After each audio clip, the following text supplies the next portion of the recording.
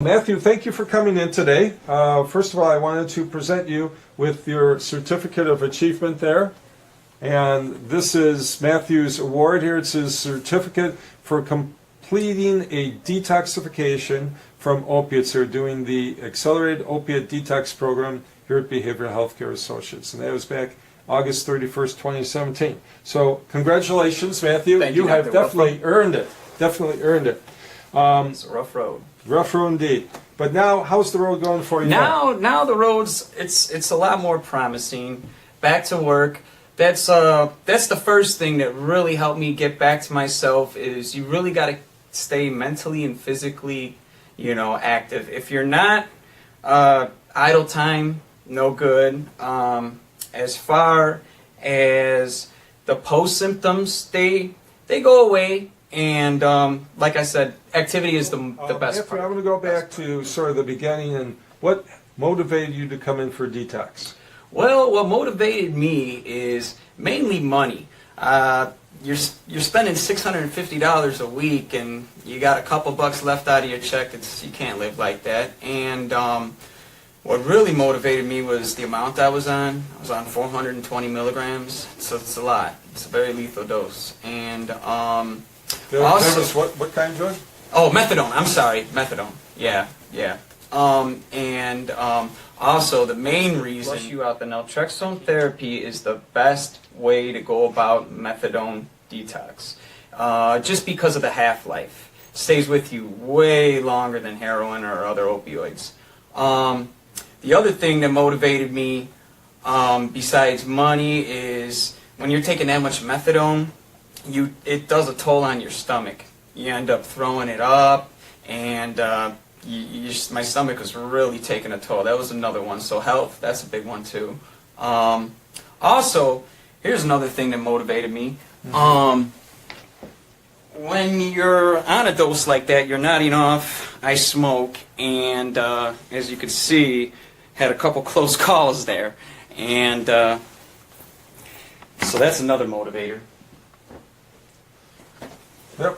Okay. Makes good sense. So you told us a little bit about the kind of chemical things you were doing. How long had you been using that stuff for? Oh, man. Well, I'd say about 12 years. Okay. Total, yeah, 12 years. And the dose slightly goes up. The clinic will cut you off at 200, but as your tolerance rises, you just keep on climbing. Before you know it, you're spending money off the street that you didn't think you would. And these clinics, they never ask you if you want to go down or if you're ready to start tapering off. They only ask you, every time I've been in there, how's your dose holding you? Do you want to go up? And after that, they cut you off at 200. And let's say you're going to work and you've been on the same 200 for months, but it's just not holding you because your body's used to more and more. And before a while, your tolerance starts climbing, you're spending all kinds of money, and before you know it, you're broke. It's not good. Right. Yeah, I think you had gone through a detox before, hadn't you? I did, and let me tell you the reason why it didn't work. The reason it didn't work is because I thought I could do it on my own without taking the shot. They have blocker shots that last you for a month, so even if you do mess up, you're not going to get high. And that's where I fell off. I only made it 10 months the first time, and there was a couple other things that I did that deterred me. Alcohol, that's not good. Alcohol tends to lead to other things. You start drinking, and you've been clean for a few months, so you start thinking that you're safer than what you really are. And when it comes down to it, the mind is weak. And when you're not in the right state of mind because of alcohol or something, you can make bad decisions. So, Matthew, did you have any questions about detox before you came in? Were you concerned? Yeah, I had a few. Especially the first time I came in here, I didn't know what to expect. And after I came in, I was expecting much worse. They have a very good regimen as far as what they give you to take away the pain, and just everything with the naltrexone, how fast they flush it out of you. is remarkable, considering it's methadone and the half-life. But the care was great. I don't know what else to say. Okay, that's good. No, you're fine. You're being perfectly honest. So you're on a rather high dose, but you're able to get off of all that methadone in what? How many days? It was 10 days. 10 days, and I was back to work within a week after that. And of course, I didn't feel 100%, but just by me being able to go back to work was, because I have a very physical and mental job, you know, and it was remarkable. It really surprised myself, and that was the best thing that kind of kept me up. Exercise is really good too, by the way. The more you stay active, the better your body feels, the more oxygen going to your brain. It really helps with the anxiety too. And had you tried going to hospitals before for detox, or did they not want to take you? Yes, that's another thing too. When you're on methadone, especially on a higher dose, they all want to taper you down to 40 milligrams. How would I do that if I'm on 420 and still keep my job and do everything? And it's just, there's no really other way to go around it. There's not a lot of places that really use naltrexone therapy, and it's the best thing for any long half-life opioid.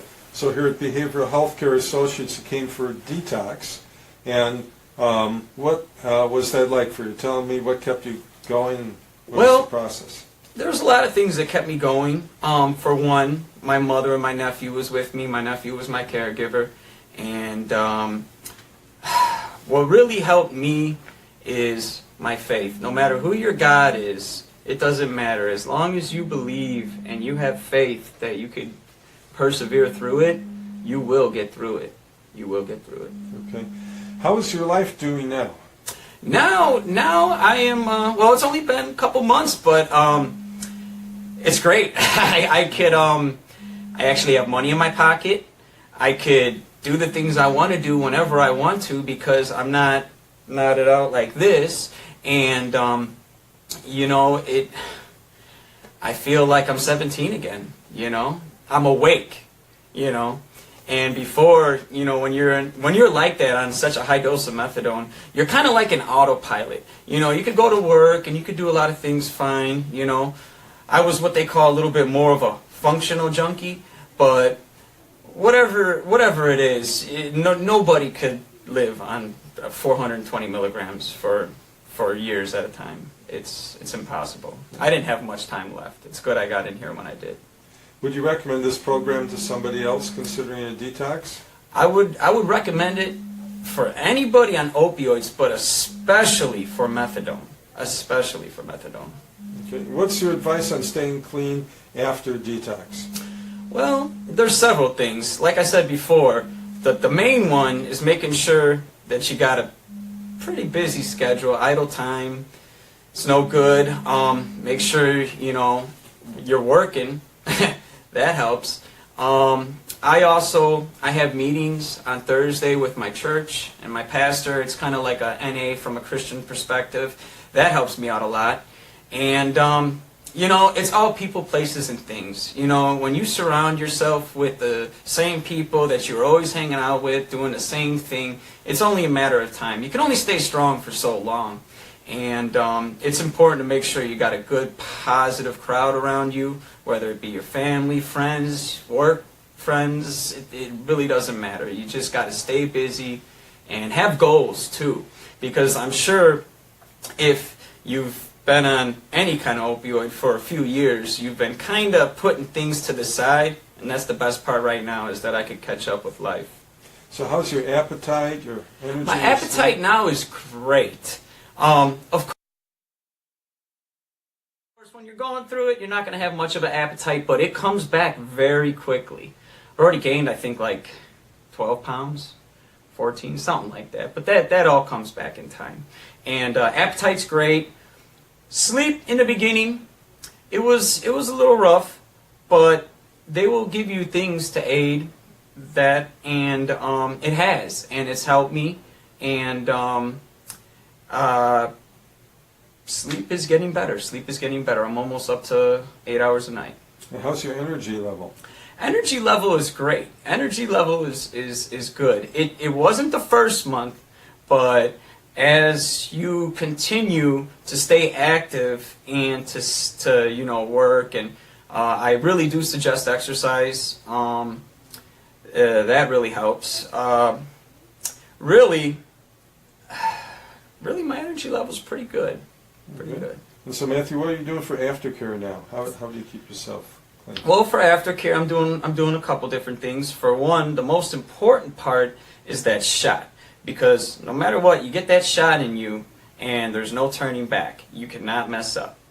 That's the number one. Two, I'm seeing Dr. English for psych and just the regular follow-up, and then also, like I said earlier, I'm doing the NA at my church, and with the combination of those things, they are keeping me on the straight and narrow. So, Matthew, is there anything else that you'd like to share? Any final comments or anything?